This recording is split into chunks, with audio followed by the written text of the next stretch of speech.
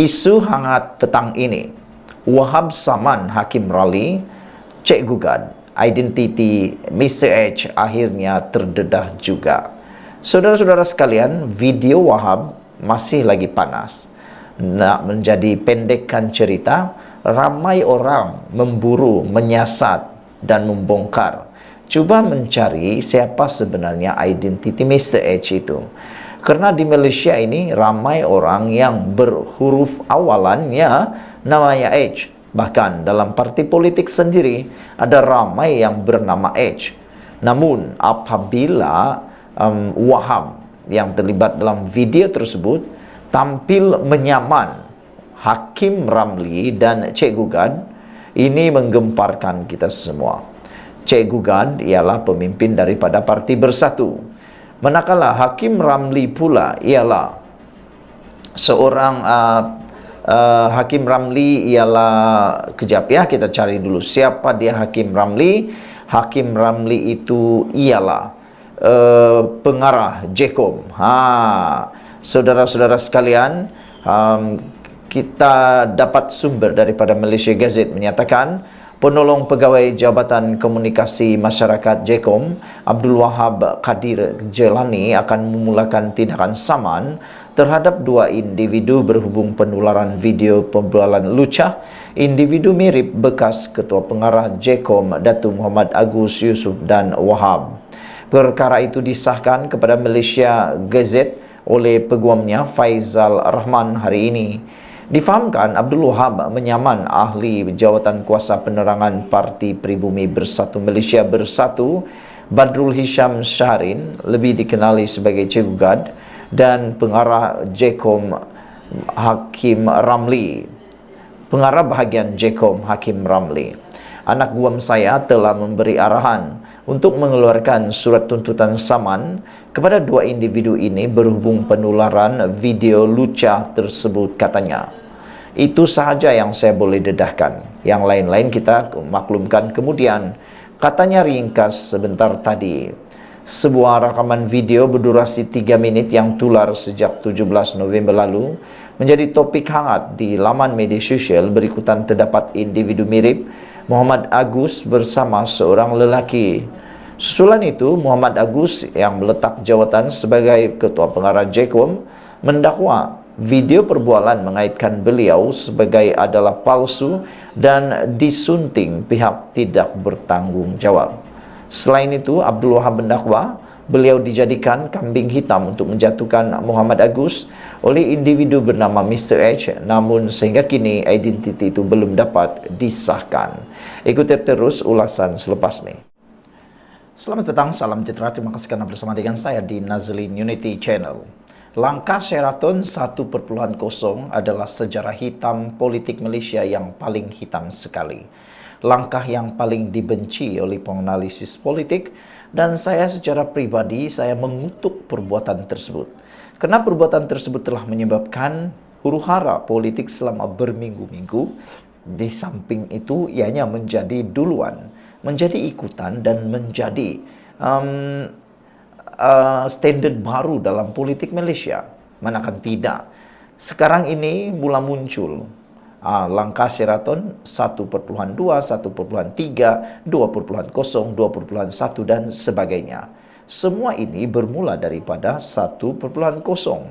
Dan Anda tahu siapa yang memulakan langkah Sheraton tersebut. Tujuannya satu, nak menang, nak merampas, nak dapat kuasa melalui langkah pintu belakang tanpa melalui peti undi. Itu sebabnya ramai netizen dan penganalisis politik kurang berminat dengan langkah tersebut. Namun demikian, hari ini akhirnya Mat Sabu yang tak tahan lagi akhirnya tampil memberikan cadangan kepada Muhyiddin Yassin, khususnya sebagai pengerusi Perikatan Nasional yang nak sangat cepat kerajaan menjadi kerajaan ataupun nak jadi Perdana Menteri semula.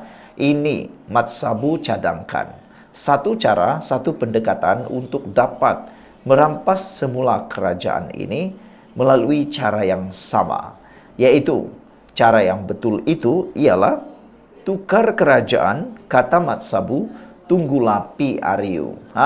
Yang ini saya setuju. Saya setuju dengan apa yang dicadangkan oleh Mat Sabu ini, yaitu kalau sangat nak tukar kerajaan, nak jadi Perdana Menteri, nak jadi Menteri dan sebagainya, sabarlah, tunggulah PRU. Kalau anda rasa anda layak, pasti rakyat akan mengundi anda. Kenapa tak sabar? Patutnya kalau anda yakin anda boleh memenangi PRU tersebut, maka tidak perlulah tergesa-gesa nak menumbangkan kerajaan. Kerana nanti pula anda akan mengalami benda yang sama. Jadi biarlah cara yang betul, masa yang tepat untuk anda menjadi kerajaan. Presiden Amanah Muhammad Sabu meyakinkan atau menyatakan keyakinan bahawa kerajaan perpaduan yang terbentuk sejak setahun yang lalu akan kekal sehingga pilihan raya umum PRU akan datang. Justru ahli Parlimen Kota Raja itu meminta pihak yang ingin menukar kerajaan hari ini perlu menunggu sehingga PRU akan datang. Sepatutnya kita tukar kerajaan hanya melalui pilihan raya, kata Mat Sabu. Pihak yang ingin menukar kerajaan sekarang kempenlah. Kalau PRU akan datang, mereka boleh ambil alih, tak ada masalah.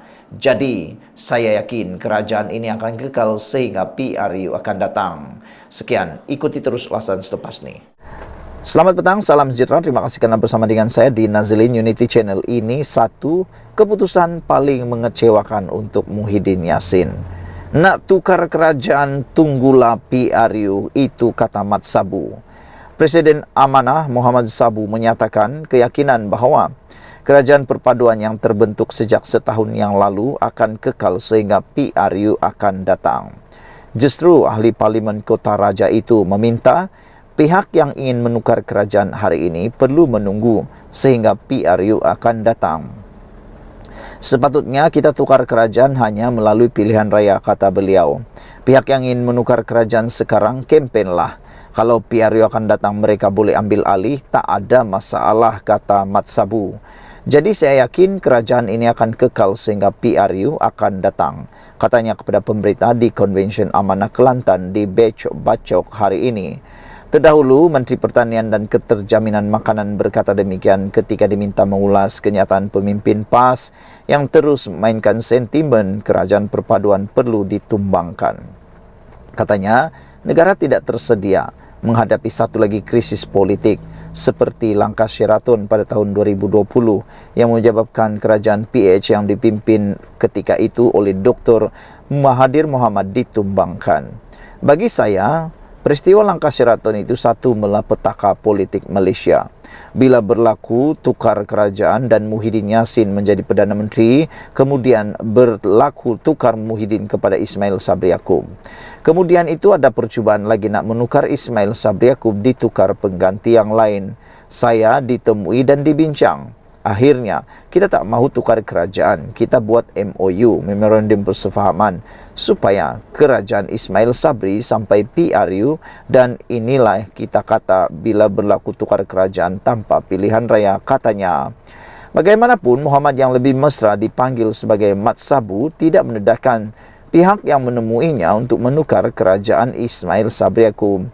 Langkah Sheraton merupakan langkah politik diangkat oleh beberapa ahli Parlimen PKR dan bersatu keluar daripada kerajaan PH selepas 22 bulan menjadi kerajaan dan menubuhkan kerajaan baru bersama sokongan UMNO, PAS dan GPS. Namun, kerajaan Muhyiddin hanya mampu bertahan selama 17 bulan. Selepas segelintir ahli Parlimen UMNO pula menarik balik sokongan kepada Muhyiddin sehingga beliau meletakkan jawatan dan digantikan oleh Ismail Sabri Yaakob. Kemudian Ismail Sabri Yaakob mengadakan perjanjian persefahaman dengan PH agar kerajaan tidak ditukar sehingga PRU 15. Sekian dulu untuk kali ini. Jangan lupa tinggalkan komen anda, tekan butang subscribe. Kita jumpa lagi. Bye-bye.